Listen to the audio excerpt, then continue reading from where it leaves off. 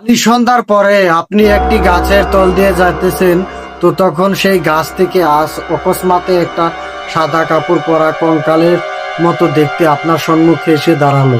তখন আপনি কি করবেন? হ্যালো সবাই, কেমন আছেন? আশা করি সবাই ভালো আছেন। তো আপনাদেরকে স্বাগতম জানাচ্ছি শহীদুল হররতে। তো আজকে নতুন একটি ভূতের গল্প নিয়ে আপনাদের সম্মুখে চলে আসলাম। তো গল্পটি শেষ পর্যন্ত দেখতে থাকুন। আর হ্যাঁ, আগে একটা কথা বলে রাখছি, যাদের হার্ট দুর্বল তারা এই ভিডিওটি এখান থেকে স্কিপ করে চলে যেতে পারেন। আর এই ভিডিওটা রাত 12টার পর কে দেখছেন অবশ্যই কমেন্ট করে জানাবেন। তো ভিডিওটি শেষ পর্যন্ত দেখতে থাকুন। আজকে যে গল্পটা বলতে যাচ্ছি, একটা গ্রামে একটা নাপিত ছিল। নাপিতটির নাম ছিল পাঁচু নাপিত। তো উনি দাড়ি চুল খুড়ায়।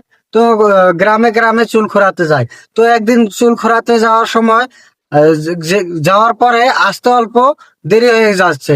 তো সেজন্য সে লং রাস্তা ছুঁয়ে, তো শর্টকাটের জন্য একটা জঙ্গলের ভিতর দিয়ে রাস্তা, তো সেই রাস্তার পাশ দিয়ে চলে আসতেছে।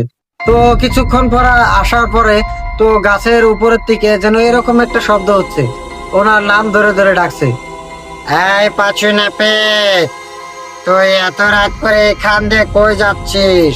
তো লোকটি বলল, মনে মনে ভাবলো যে অন্য কিবা লোকে তাকে ডাকছে। তো সেজন্য সে পিছন ঘুরে তাকালো, কিন্তু কেউ কে দেখলো না। তো একটু দূরে তো এগিয়ে গেল। তো তারপর আবারও ওই নাম ধরে এভাবে ডাকছে, ঠিক এইভাবে, এই পাঁচু নাপিত, তুই আমাকে দেখতে পাচ্ছিস না?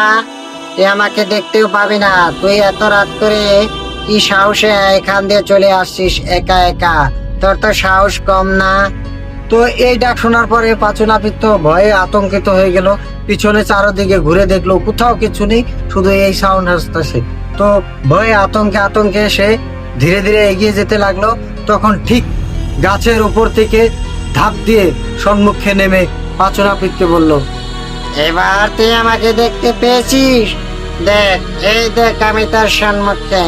এবার তাকে আমি গাটা মোটকে চিবিয়ে খেয়ে এখানে ফেলে দেব। তো পাঁচু নাপিত কি করবে দিশা পাচ্ছে না। সম্মুখে যখন এইভাবে একটা অকস্মাতে বস্তু দাঁড়াবে, সাদা কাপড় পরা, শুধু কঙ্কাল, চোখ মুখ লাল, চুল বড় বড়, নখ বড় বড়, যদি এরকম একটা অবস্থা আপনার সঙ্গে হয়, তখন আপনি কি করবেন অবশ্যই কমেন্ট করে জানাবেন। তো পাঁচু নাপিত ভয়ে ভয়ে বলল, আমাকে খেয়ে কি করবে? আমি তো একটা গরিব নাপিত, আমাকে খেয়ে তোমার কোনো লাভ হবে না। আমি তার চেয়ে বলছি, এখান দিয়ে আরো লোক আসবে, তুমি তাদেরকে খাবে। কিন্তু ওই সাদা কাপড় পরা, শরীরটা একদম কঙ্কালের মতো, একদম মস্ত বড়, চোখ মুখ লাল, নখ চোখ সব বড় বড়, ওই ভূতটা বলছে, আমি তো তোকে ছাড়বো না। তুই ভুল করে যখন এসেছিস, আমি তোকে খাবই।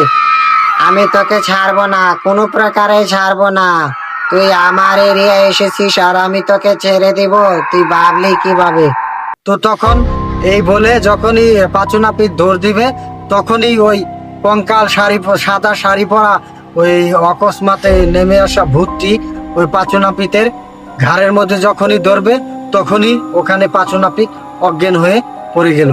পরের দিন সকালে যখন দেখলো যে গ্রামের লোক ওই রাস্তা দিয়ে যেতে দেখলো, তো পাঁচু নাপিত ওখানে অজ্ঞান হয়ে পড়ে রয়েছে।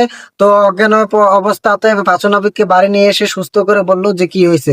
তখন পাঁচু নাপিত বললো যে এরকম এরকম অবস্থা।